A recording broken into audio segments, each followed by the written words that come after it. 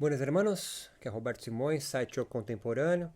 Estamos aqui para mais um podcast falando sobre a meditação. Há uma ideia muito difundida entre yoginis e yogis que o yoga, portanto meditar, é uma diminuição dos pensamentos. No senso comum, a ideia então é que você pare de pensar. Mas nós vamos aprofundar um pouco mais, levando ao extremo essa ideia e percebendo que não há um parar de pensar, mas um esforço deliberado para focar a atenção em um único objeto, para diminuir a quantidade de impacto sensorial do mundo em você e aí fazer você então ficar vagando entre diversas e diferentes formas, conceitos, cores, ideias, pensamentos, emoções. Então, essa ideia difundida de que é diminuir os pensamentos é ao mesmo tempo válida, correta, mas não totalmente acertada. O ato de pensar é uma forma de nós cessarmos o caos em nós.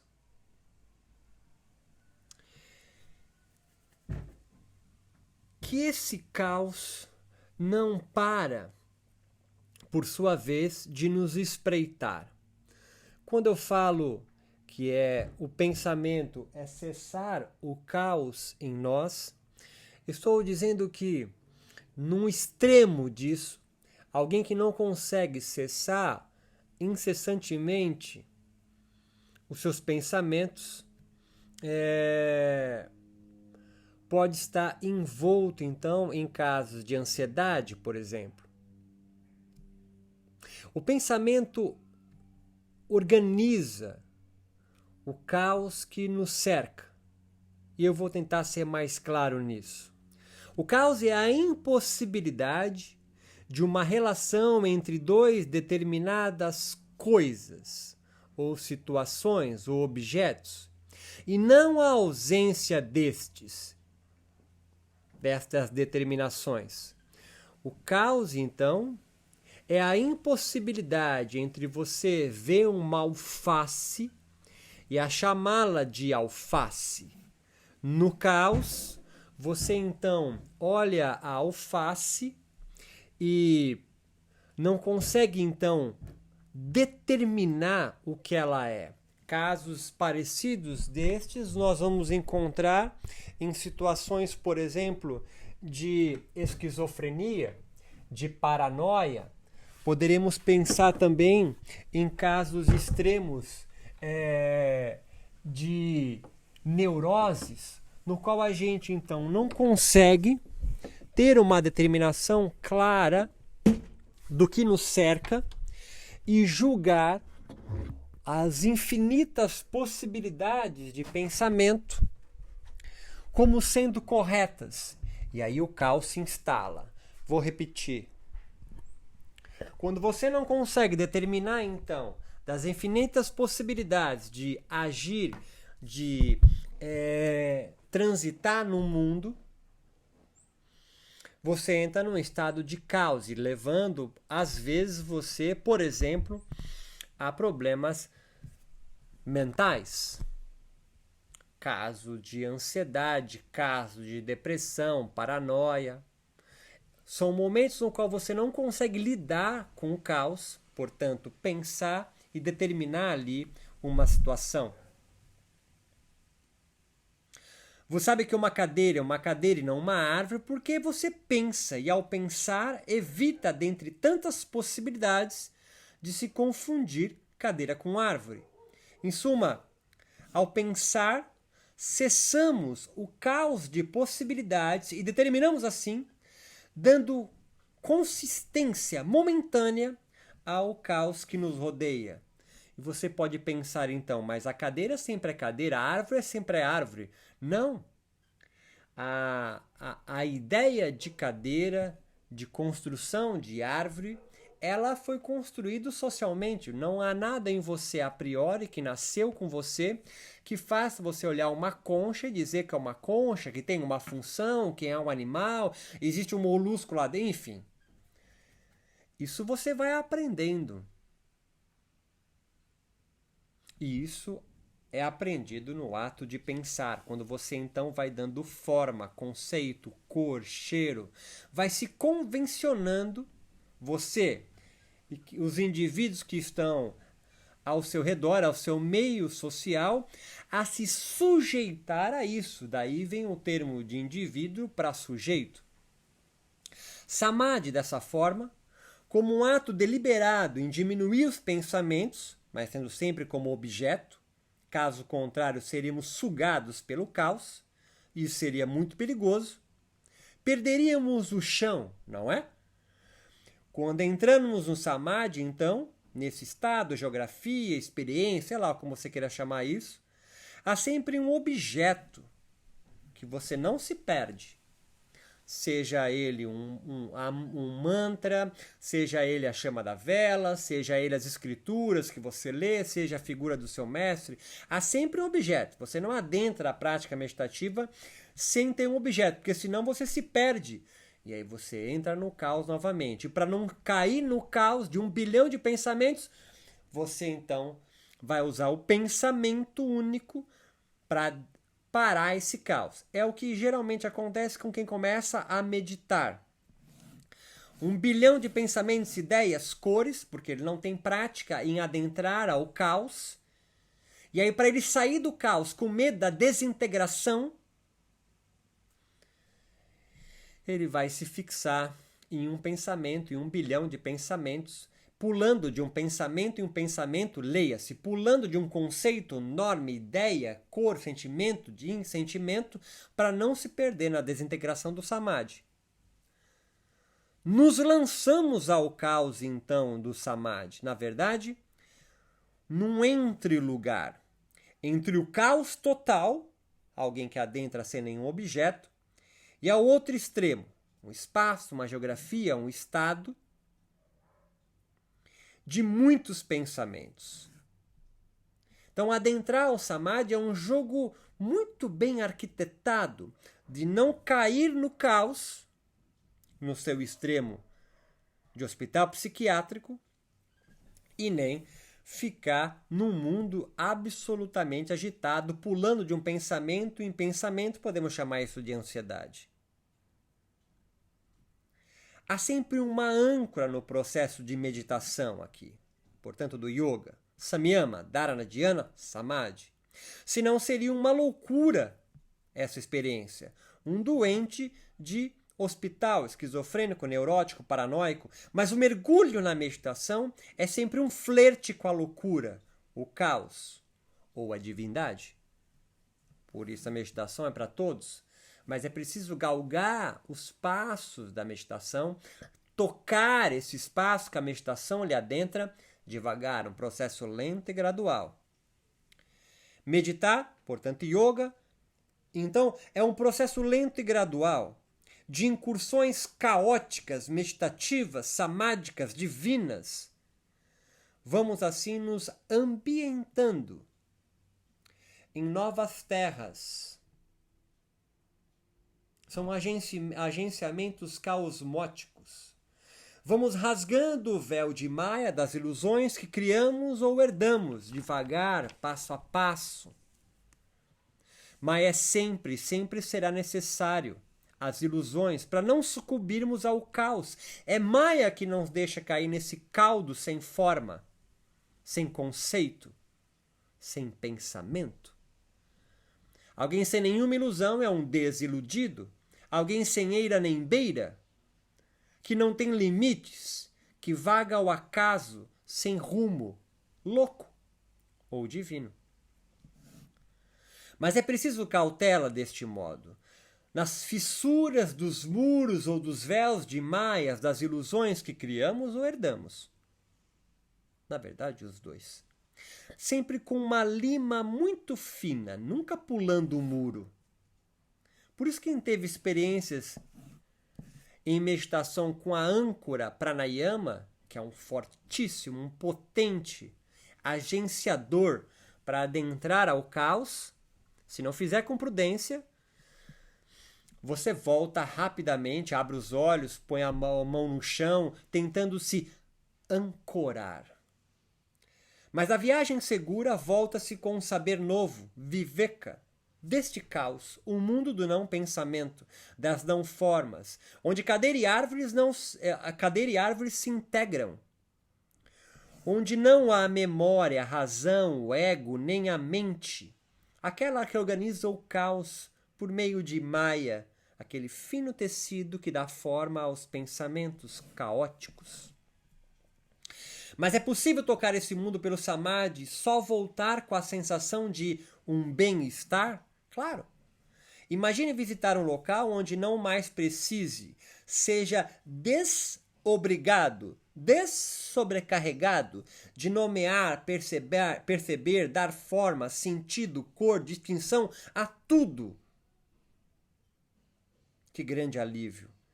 E mais, sentindo-se integrado a tudo isso, pleno, completo. Plenitude é o que não há falta, pois tudo apenas é e não exige nada para ser. Da viagem ao caos se desfaz das normas, dos conceitos. Isso não é fácil. Apesar de estar dado e nada seja preciso fazer para entrarem no caos, no samadhi, saltar nesse buraco negro do não pensamento pelo samadhi, pelo yoga, pela meditação, requer muita coragem.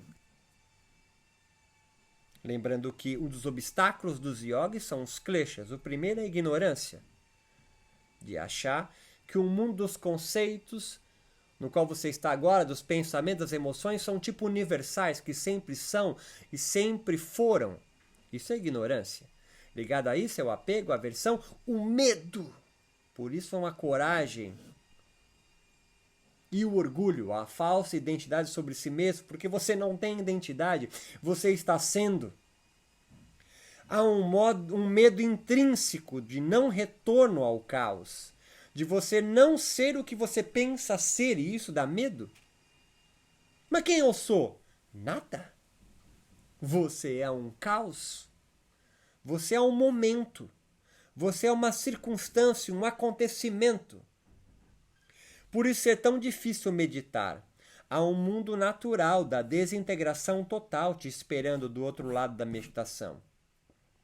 Mas ingressar em samadhi ambivalentemente é um mergulhar na desintegração de quem se julga ser e também de uma integração com todo que somos. Em suma, você não quer, por ignorância, de bom grado deixar de ser, com medo de perder-se quem é. Mas lembro que quem se dissolve para adentrar em samadhi é só uma parte nossa. Quem se dissolve adentrando a este caos é apenas uma parte nossa. É Chitta que se dissolve. Um complexo formado pela razão, pela lógica, pelo sentimento de eu, quem eu sou, e da mente. E quem sobra, então, desintegrado no samadhi, no caos? O corpo, que lhe dá a base para continuar sendo e não se desintegrar totalmente, e Purusha, ou consciência. Corpo e Purusha, ou Prakriti Purusha, são as duas modificações ou modos dos infinitos atributos de Deus, Ishvara, o todo, a natureza, do qual nós somos parte de dois deles. Mas esse mergulho temporário, mas sucessivo, é preciso várias incursões no caos samadhi, porque precisamos adentrar diversas vezes tocando o caos para diminuir nosso medo, diminuir nosso orgulho, Diminuir nosso apego, nossas aversões e assim dissolver a ignorância. Acabamos com os kleshas, então. Surge uma zona de indeterminação da relação dos seus conceitos com o infinito, que não é, mas está sendo. Aquele lugar onde cadeira e árvore podem ser qualquer coisa. Surge então uma multiplicidade do retorno ao caos, surge uma consistência, um nó, um novo conceito, que não deixa de ser Maya. Mas o que muda então? É que se desfez a ignorância de separar. Separar o quê? Separar Sansara de Kaivalya. Essa é a ignorância. O conceito é essa intersecção, essa consistência, essa pluralidade que se condensa um nó, que surge de um novo saber e incursões nesses novos pedaços de terra. É Viveka. Então o conceito não é uma essência universal, mas uma intersecção, um acontecimento singular, um experimento da potência de encontros no caos, da experiência dos estados de samadhi sobre você mesmo. Chame isso de autoconhecimento, se preferir. Pensamento assim é o caos tornado consciente. E meditar é a diminuição voluntária do caos tornado consciente. Para você poder adentrar ao caos, então. Porque Samyama, pensamento te protege do caos. Ele te dá ordem onde só há caos. Samyama é um processo, um experimento alquímico, mágico, xamânico, que rompemos temporariamente o contato com as normas, os conceitos universais que escolhemos seguir, ou, na maioria das vezes, que adotaram para a gente seguir. Que torna o mundo sólido. Imaginar que esse mundo sólido, povoado de conceitos como universais, é Sansara, é uma parte do problema. Sansara, então, só se afasta de Kaivalya na ilusão. Ambos são o mesmo. É só uma mudança de visão, de perspectiva, gestalt, pois só há um mundo e não dois. Porque se houvesse dois, seria um mundo dual. A vidya, a ignorância, é imaginar que há dois mundos quando só há um. Entre o caos e a organização que você deu ao caos, construída entre você e todos os outros à sua volta, lembra de você pequeno, quanto mamãe e papai se esforçaram para você identificar papai, mamãe, não é? É você organizar o caos de dois indivíduos para uma nomeação de quem você deve entender que eles são. A cada prática ritual yógica, portanto, que adentramos ao caos pelo samadhi, tocamos o nada, ou o pleno, a plenitude, se você desejar. E temos a possibilidade infinita de nos reconstruirmos desses encontros caóticos, em conceitos e normas, ideias sobre nós mesmos. E a cada encontro ao samadhi, então, você tem a possibilidade de retornar com uma nova forma de viver, uma nova forma de existir, uma nova forma de se relacionar, seja com seu companheiro, sua companheira, com essa ansiedade que você vive, com a depressão, com a falta de sentido para a vida. Esse é o jogo cósmico. Esse é Lila, a brincadeira cósmica que a cada prática meditativa você dissolve e vai aprendendo a dançar no caos que é a vida. Meu nome é Roberto Simões, Satyô Contemporâneo. Quer saber mais? Adentra no meu site yogacontemporâneo.com. Há mais podcasts lá, há textos meus, há uma biblioteca com livros e artigos que eu seleciono para você adentrar mais esse mundo. E também videoaulas lá no YouTube. Assim como o curso, uma plataforma EAD de baixo custo para você. Seja muito bem-vindo. Muito obrigado pela tua paciência até agora.